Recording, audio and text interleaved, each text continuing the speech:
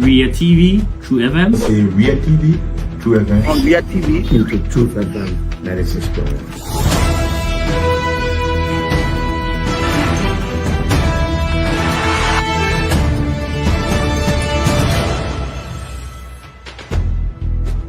What's the meaning of the black barrel? The black barrel is to tell Joseph Bakala, if you don't organize yourself in a respectful manner, we'll take your plate. You might say what you want to say, but for us, we are here to make sure we build our country, that we are respected. We have donors that are coming because of the confidence.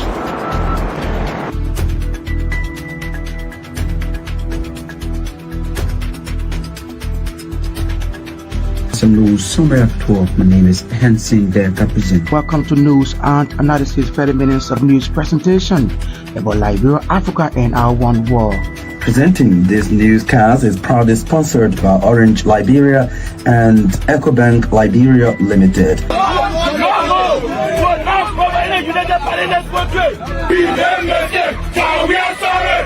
How is life after the presidency? But before the presidency, the same life, that's what you see. Pleasant good evening from Dupont Road in Painesville. Welcome to News Desk, 45 minutes of news from Liberia and other parts of the world.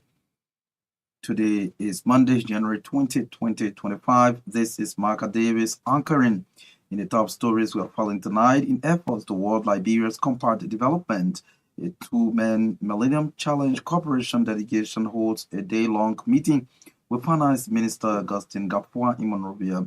Following weeks of investigation, Liberia National Police sends first suspects in the Capitol building fire incident to court.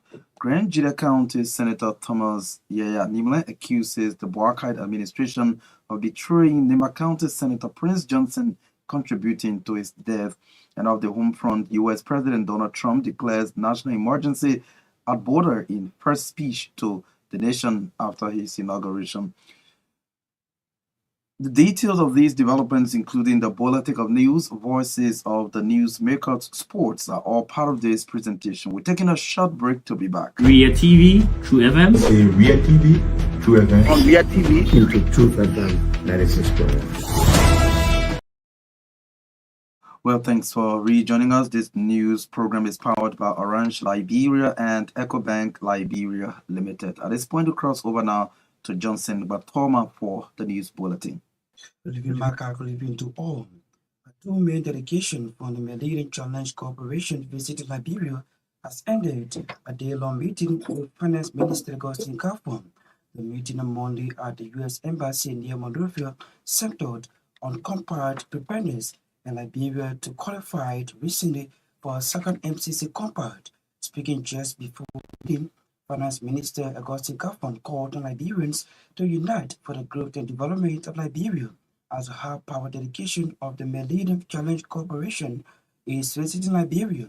According to Minister Gbarntolmah, the MCC compact benefits all Liberians regardless of political parties, calling on all Liberians to support efforts aimed at achieving the compact. In several remarks, the MCC Managing Director for Africa, Jackson Small, and U.S. Ambassador Mark Turner commended Liberia for the peaceful transfer of power in the country. Small and Ambassador Turner assured Minister Gbarntolmah of the United States' commitment to ensuring or enhancing development in Liberia.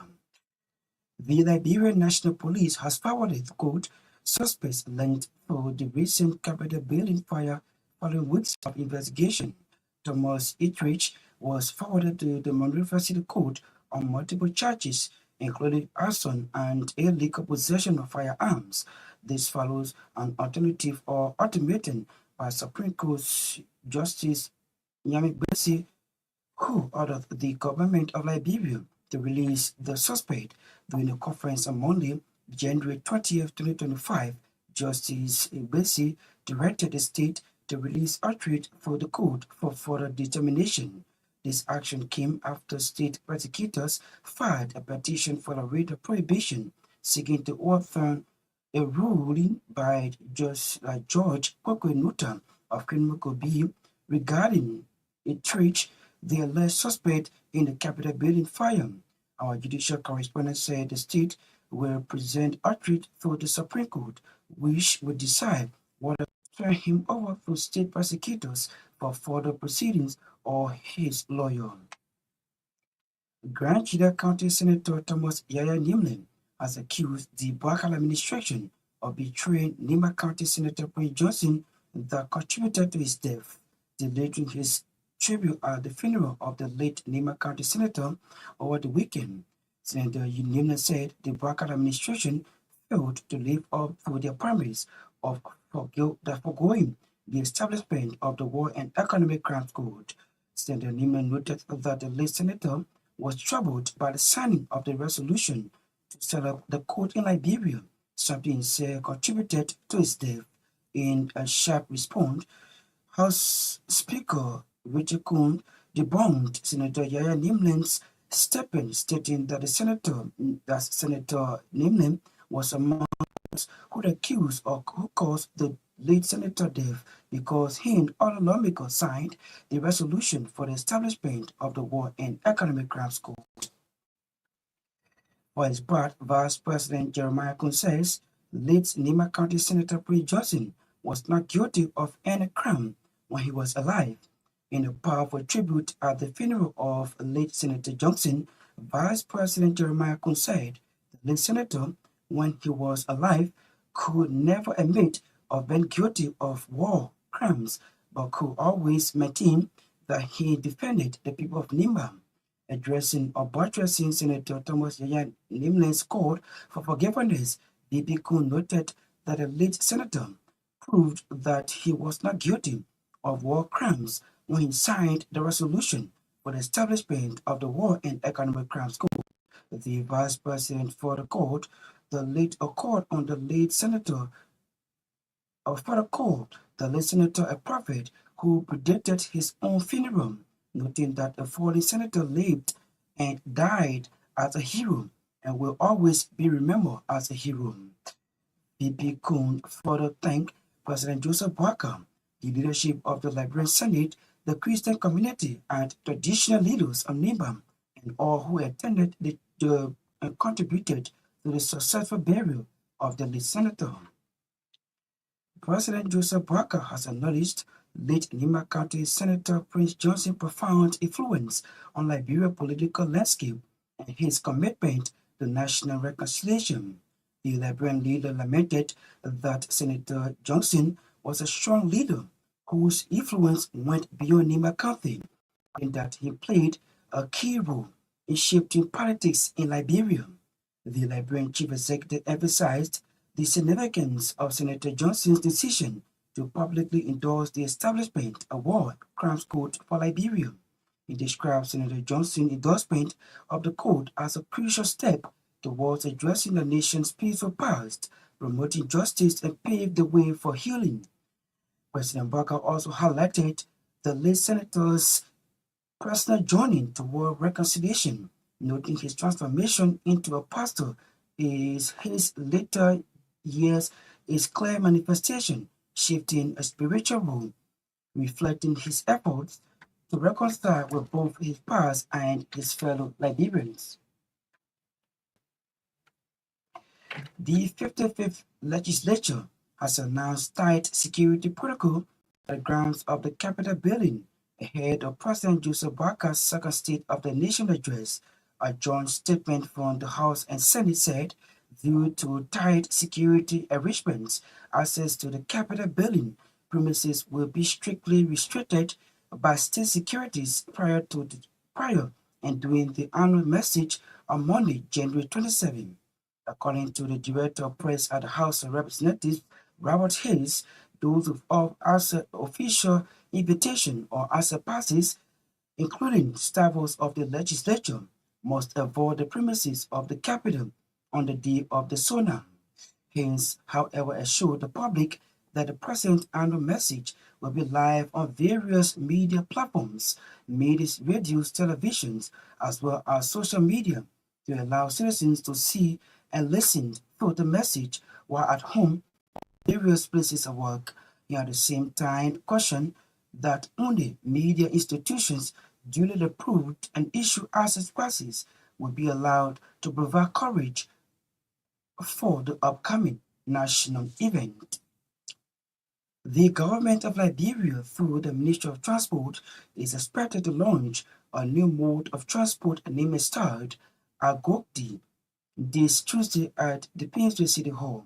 Making a disclosure during an interview, the director of land transport, Jasper White, said the Agoga motto will ensure the easing of transportation system in the country. According to him, the new system will be more convenient for those who could be interested in booking the ride. He explained that as a passenger book a ride through digital apps, the rider will be able to be delivered to your door service. Jasper White, who is also the chairperson for the launching program, revealed that at least 500 riders could be commissioned this Thursday or Tuesday to ensure that the program begins. A senior professor at the Department of Philosophy and Religious Studies at the University of Liberia, Dr. Elliot Wilson, wants government to be prudent or punitive action to minimize what he calls hooliganism at the state-run university. According to Dr. Wilson, it is appalling to see university students whose character could be refound getting involved into acts of violence on a daily basis. Speaking at the welcoming ceremony of Dr. Christopher Gray, Dean of the MOC Sawyer College of Social Sciences and Humanities upon his return from India, Dr. Elliot Wilson admonished students to use dialogue as a medium of mitigating issues and desist from violence, which he says has a propensity to damage the university. For his part, the Dean of the MOC Sawyer College of Social Sciences and Humanities, that the deceivers grade underscored the need for collective efforts if the university must progress. According to him, instead of the University of Liberia being a place of resolutions formulation, it is shameful to see it been the trouble. He blamed the backwardness of the university to what he called petty politics, stating that collective efforts are needed if this must stop. A two-man delegation from the Carter Center mental health programs in Sierra Leone and Uganda have arrived in Monrovia as guests of Carter Center Liberia.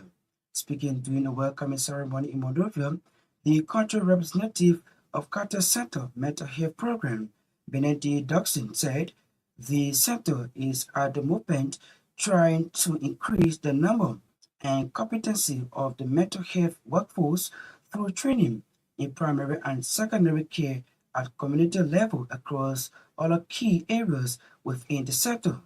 Dawson added that the guests from Sierra Leone and Uganda have come on the knowledge sharing mission and they will be exposed to Carter Center Liberia's mental health system, primary care and work in crisis intervention with law enforcement officers.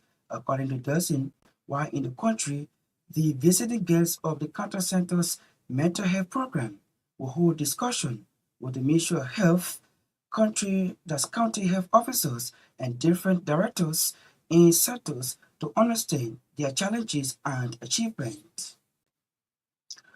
The National Fisheries and Aquaculture Authority says it is expecting the arrival of high-level technical delegation of agriculture experts from the Lake and Fish Resource Protection and Development Agency of Egypt. NAFA, through a release, quoted the Director General Emma Gasco as saying the delegation is expected in the country this Wednesday, January 22, to assess the Liberian aquaculture sector's needs. The release further revealed that the Egyptian aquaculture experts from the Lake and Fishery Resource Protection and Development Agency will be in Liberia to tour aquaculture facilities in Bombing, Grand Cape Mount, Moswalu, Bank, Nimba, and Lofa counties to conduct a comprehensive assess of the agriculture sector.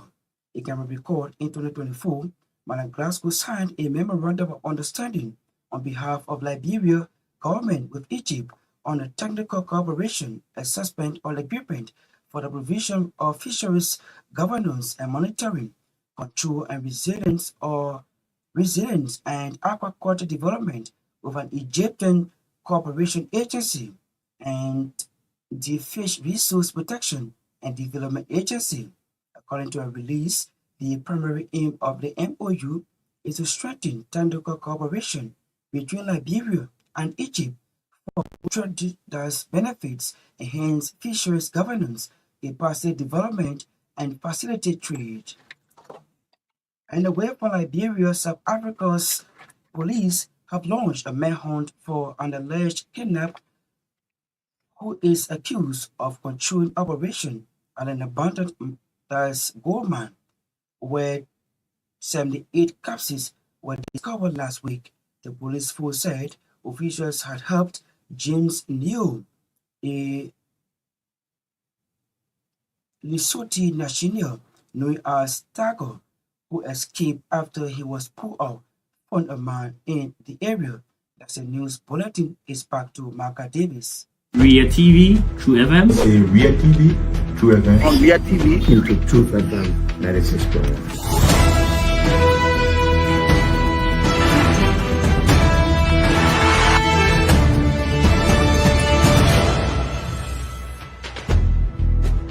What's the meaning of the black barrier? The black barrier is to tell Joseph Bakala if you don't organize yourself in a grateful manner, we'll take your plate Liberia. You might say what you want to say, but for us, we are here to make sure we build our country, that we are respected.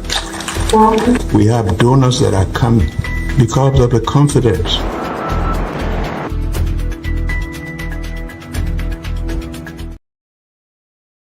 If you're just joining us in one of the top stories we are following tonight, following weeks of investigation, Liberia National Police sent first suspect in a Capitol Hill fire incident to court. To this development, a two-man delegation from the Millennium Challenge Corporation visiting Liberia has ended a day-long meeting with Finance Minister Augustine Gbarntolmah. The meeting on Monday at the U.S. Embassy near Monrovia centered on the compact preparedness after Liberia got qualified for a second MCC compact. Speaking just before the meeting, Finance Minister Augustine Gbarntolmah called on Liberians to unite for the growth and development of the country as the high-power delegation of the MCC is visiting the country. According to the Finance Minister, the MCC compact benefits all Liberians, regardless of political parties, calling on all citizens to support efforts aimed at achieving the milestone. President Barkai, and the entire government, and the Liberian people. Our joy that a good friend, JC, and the MCC can come back to Liberia. This is our second time with the MCC. We won compact before, and there is tangible evidence of what first compact did for this country. So there's excitement happening in the ministry across Liberia, locally and in the diaspora. We need to make sure that we do all the analysis, the constraints analysis, that would drive us to say, to determining where a possible MCC compact 2 funding can go. But if we dedicate some funds possibly to roads, to energy again, we'll not ask for political party as for beneficiaries. So it's for all Liberians. So if there's one thing for ordinary people to be happy for, is that the MCC team is in town, because it's for Liberia. And I will say this again, that election year 2023, 2029, 2035, those are years where politicians win. But the Liberian people need to win every year. Yes, I repeat, election years, politicians win. The Liberian people need to win every year. 2024, 2025, 2026, going forward.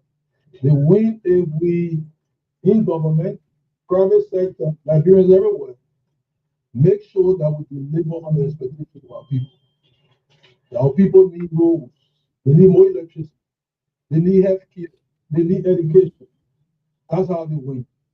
And through you, working with you, we commit that we do our part. We work around in government around this effort, and that at the end of the day, get your guidance as to what we need to do to succeed. In separate remarks, the MCC's Managing Director for Africa, Jason Small, and U.S. Ambassador Mark Davis commended Liberia for the peaceful transfer of power in the country. Small and Ambassador Davis assured Minister Gbarntolmah of the United States' commitment to enhancing development in Liberia.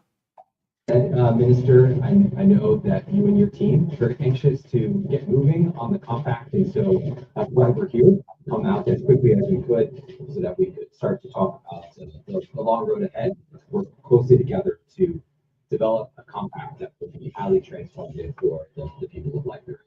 We are very pleased that we have the opportunity to experience the peaceful transfer of power and to continue to undergird the democratic movement to democracy and human rights, those things that undergird not only the United States but also MCC's eligibility and criteria for the compact program. We've got a lot to talk about, and look forward to this dialogue continuing over the coming months. If I could just say a few words, thank you for this warm welcome, as always, and thank you for the kind words.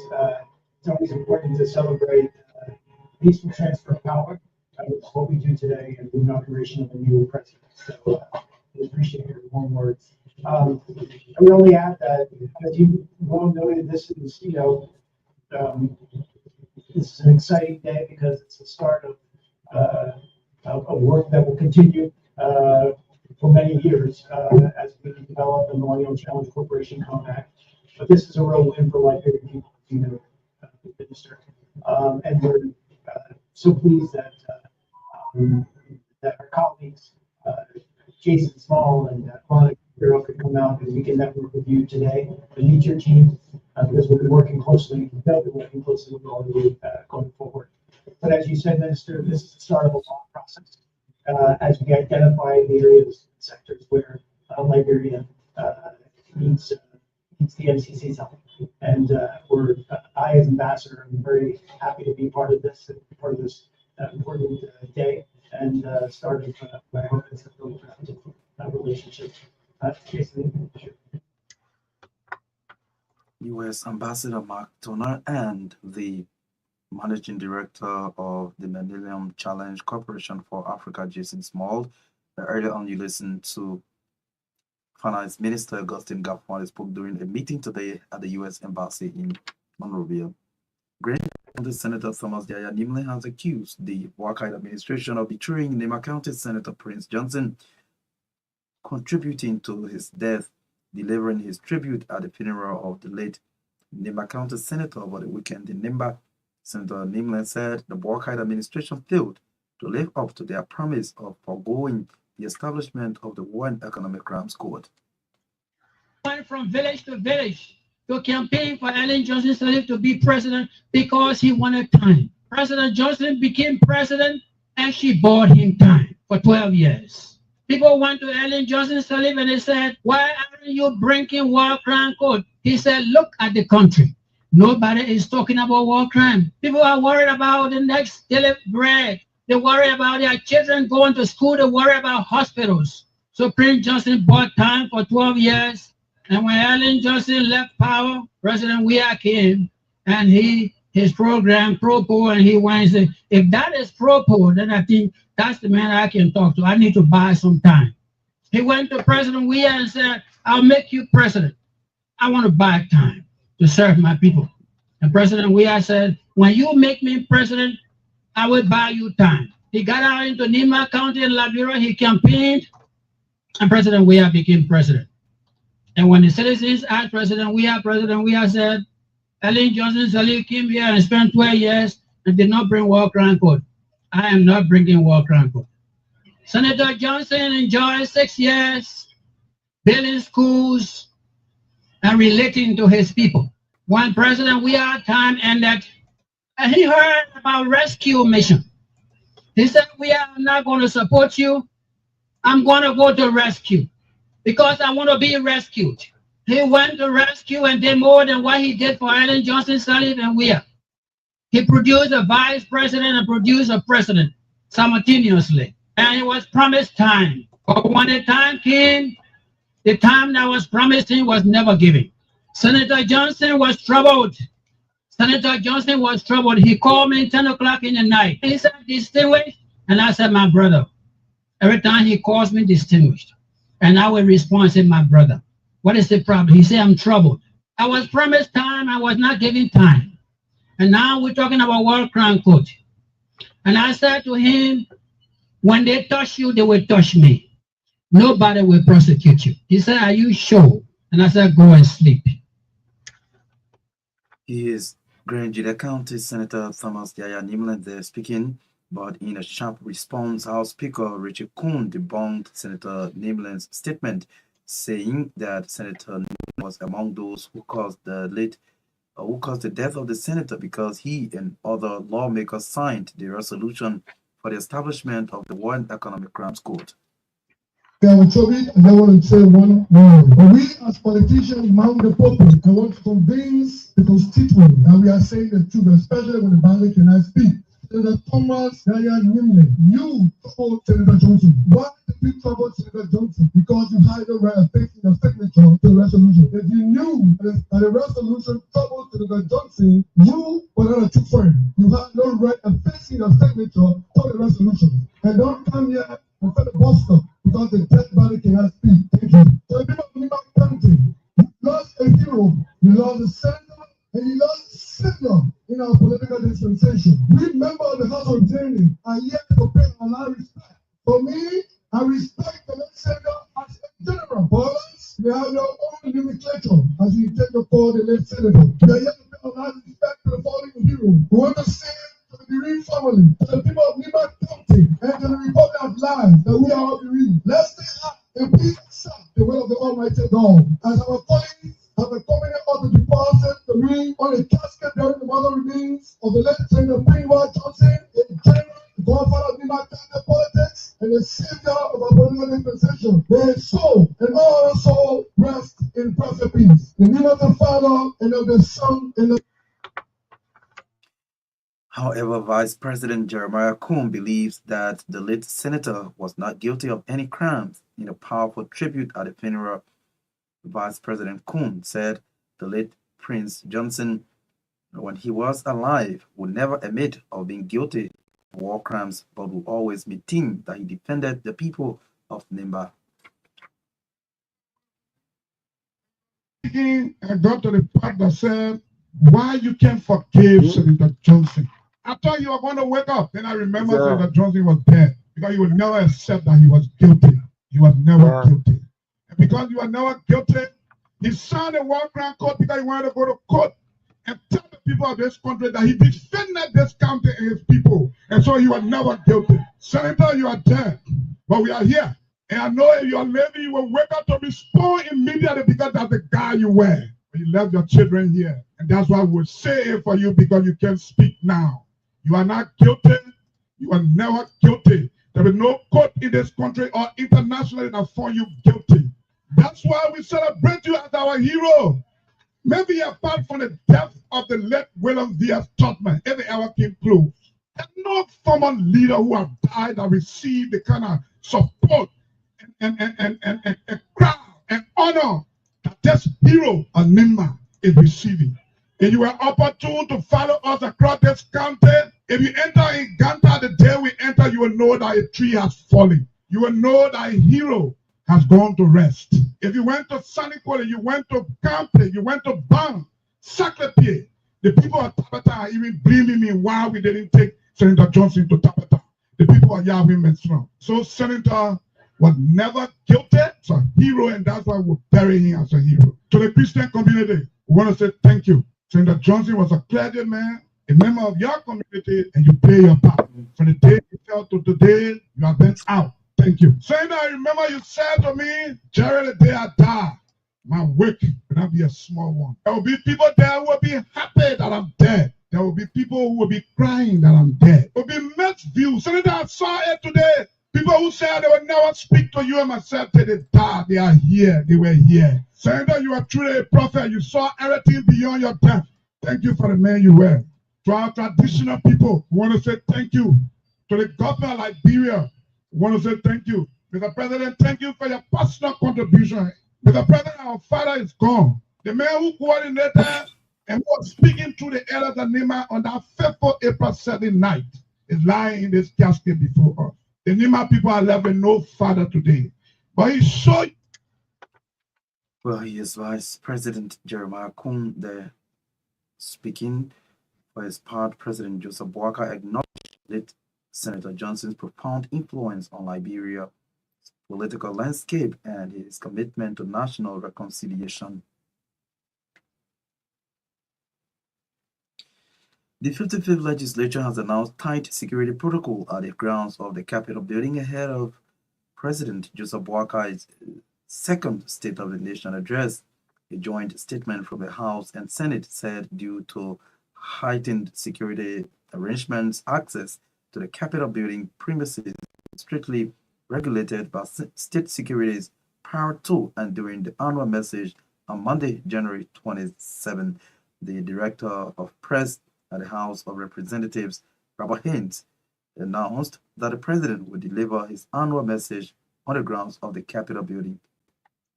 55th Legislature announces the grounds of the Capitol as the venue for this year's annual message. This decision to have the event on the grounds of the Capitol is necessitated by the December 18 arson attack on the William R. Tubber John Chambers, which is originally the venue for the annual message. The State of the Nation address, distinguished media colleagues, is in keeping with Article 58 of the 1986 Constitution of Liberia, which states that the President shall, on the fourth working Monday in January of each year, present the administration's legislative programs for the ensuing session, and shall once a year report to the legislature on the state of the Republic. In presenting the economic condition of the Republic, the report shall cover expenditure as well as income. We want to state emphatically that due to heightened security arrangements, access to the Capitol building premises will be strictly regulated by state securities prior to and during the day of the annual message. We warn those without official invitations or access passes, including staffers of the legislature, to avoid the premises of the Capitol on the day of the SONA. We want to assure the public that the President's annual message will be live on various media platforms, many radios, televisions, as well as social media handles, to allow citizens to see and listen to the message while they are in their homes or in various places of work. At the same time, it is important to state that only media institutions that are duly approved and issue access passes will be allowed to provide coverage for the upcoming national event. The legislature, under the gavel of House Speaker Richard Nangbekom, remains committed and is fully prepared to receive His Excellency President Joseph Yoman Boakai Sr. on Monday, 27 January, for the sole purpose of delivering his second annual message. He is the Director of Press at the House of Representatives, Robert Hayes, there speaking. A two-man delegation from the Carter Center of Mental Health Programs in Sierra Leone and Uganda have arrived in Monrovia as guests of the Carter Center in Liberia. Speaking during a welcome ceremony in Monrovia, the country representative of Carter Center Mental Health Program, Benedict Dawson, said the center is at the moment trying to increase the number and competency of the mental health workforce through training in primary and secondary care at community level and across other key areas within the sector. This week involves our partners from Sierra Leone and Uganda. Those are countries where the Carter Center is expanding its mental health support, working to build to strengthen the mental health system across them. The reason why the folks are here is that they are here on the visit to Liberia, because as you may be aware that the Carter and the mental health program has been working in Liberia for about 15 years. So in 2009, 2010, we started to do work here, mainly around workforce development, trying to increase the number and competencies of the mental health workforce. And we've trained a lot of mental health workers who can work in primary care and secondary care and provide at the community level as well. And some are also working at the tertiary facility, which is our ES Grant Hospital.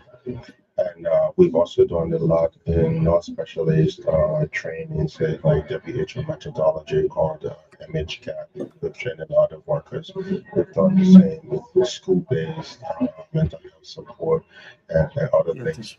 And so, again, we have worked in the area of policy.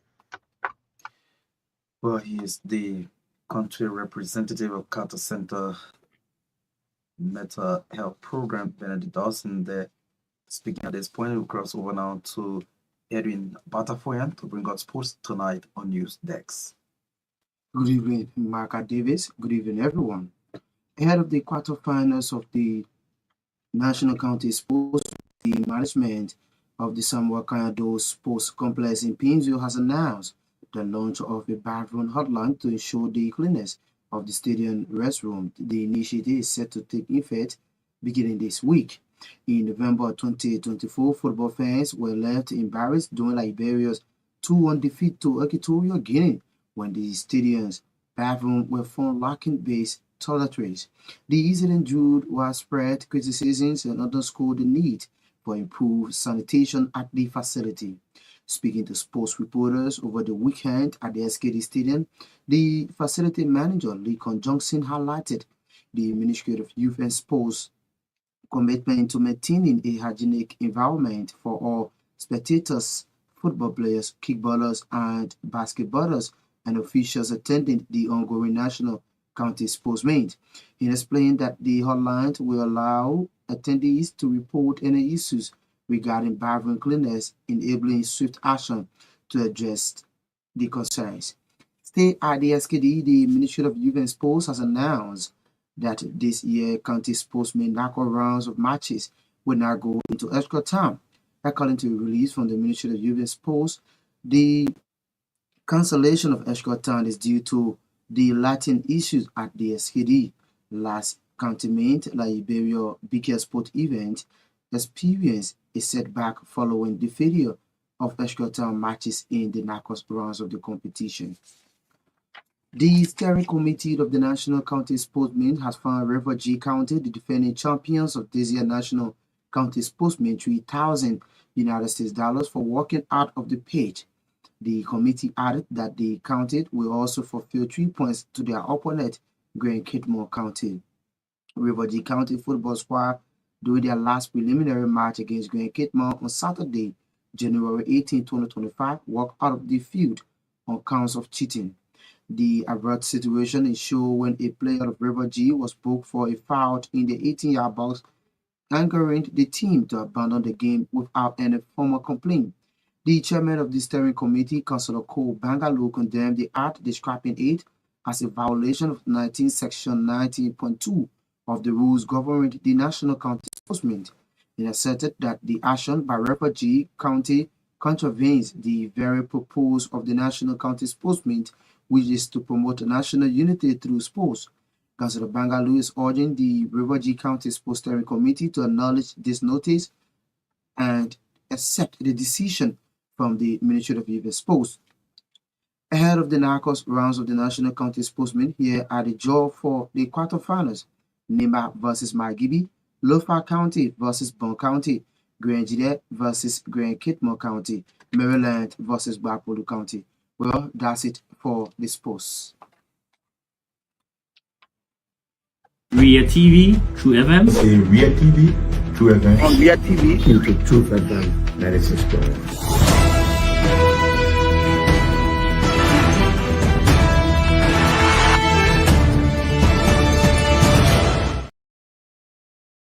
There's a regular feature here on News Dex thanks to Edwin Batafoyan.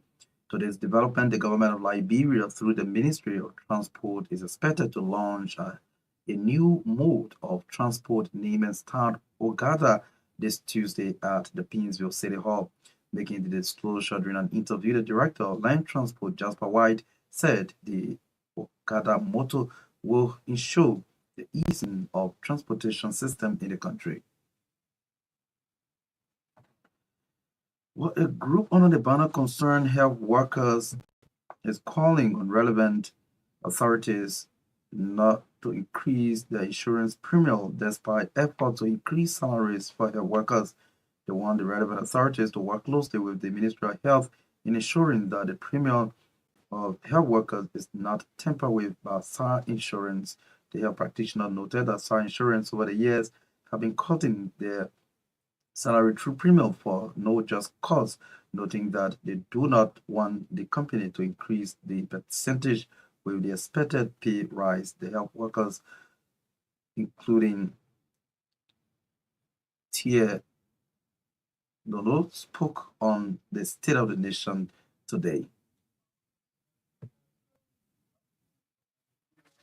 To increase the salary of health worker, quote unquote, civil servant. And so, in so doing, we want to appreciate them. We are covered under a group insurance called SAR. And so, we have written the Ministry of Finance, Honorable Gafwan, and our Minister, proper of the Ministry of Health, asking them that as government try to take people from poverty, the SAR insurance should not go ahead increasing the premium, on our salary.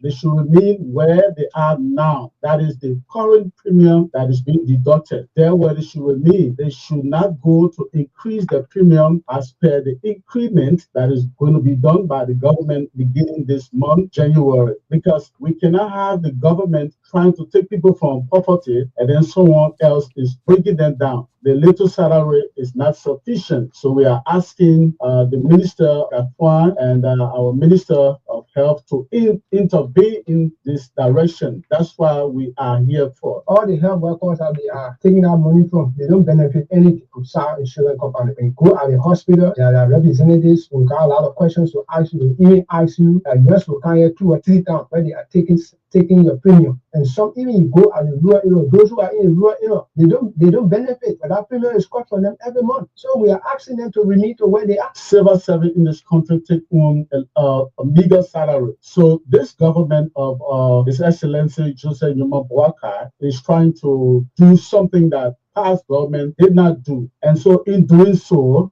the premium that is being cut from the past, let us assume category 1, you have somebody they cutting $11.50. If the money is increased now, you should remain at that $11.50. Do not go adding additional $5 to make it $16.50. We say no, because the salary is not sufficient. People have to pay school fees, transportation, and feeding of children, and among other things. So you can't continue. This SAR insurance policy is not law and gospel. Well, some health practitioners under the banner Concerned Health Workers, they're speaking today on State of the Nation here on Truth FM. Well, folks, this is all the time we've got to be with you on this presentation of News Dex. But before we go, a recap of the top stories we followed. In efforts toward Liberia's compact development, 2-man Millennium Challenge Corporation delegation holds a day-long meeting with Finance Minister Augustine Gafwan. Following weeks of investigation, Liberia National Police sends first suspects in the Capitol Hill fire incident to court. Grand Jury County Senator Thomas Yaya Nimle accuses the Boakai administration of betraying Nema County Senator Prince Johnson, contributing to his death. And of the home front, U.S. President Donald Trump declares national emergency at border in his first speech to the nation during his inauguration. Well, many thanks to all of you for your listening role. Thanks to our reporters, correspondents, and all those who helped to make this edition of News Dex a success. Johnson Gbarntolmah read for us the bulletin of news airing Batafoyan Barras Post tonight. Myean Torgbean Sarah Control and coordinated the sounds. Thanks to our sponsors, Orange Liberia and EcoBank Liberia Limited. My name is Marka Davis. Good night. Ria TV, True FM. Say Ria TV, True FM. On Ria TV, True FM 96.1.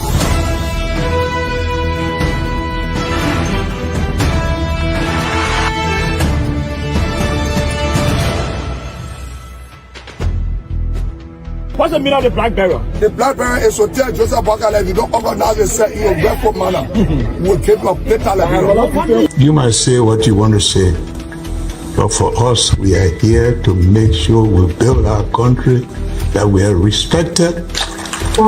We have donors that are coming because of the confidence.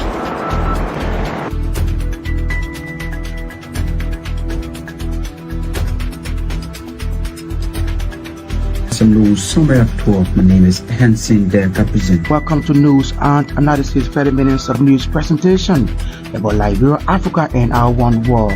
Presenting this newscast is proudly sponsored by Orange Liberia and EcoBank Liberia Limited.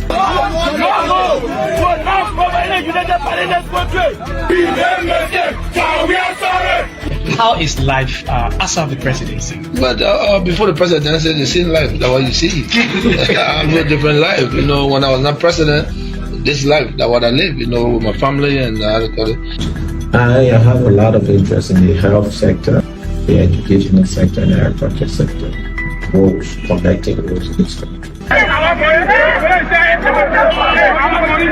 Yeah, we are calling international community to come to intervene for us because, like I just stated previously, we don't know who to trust.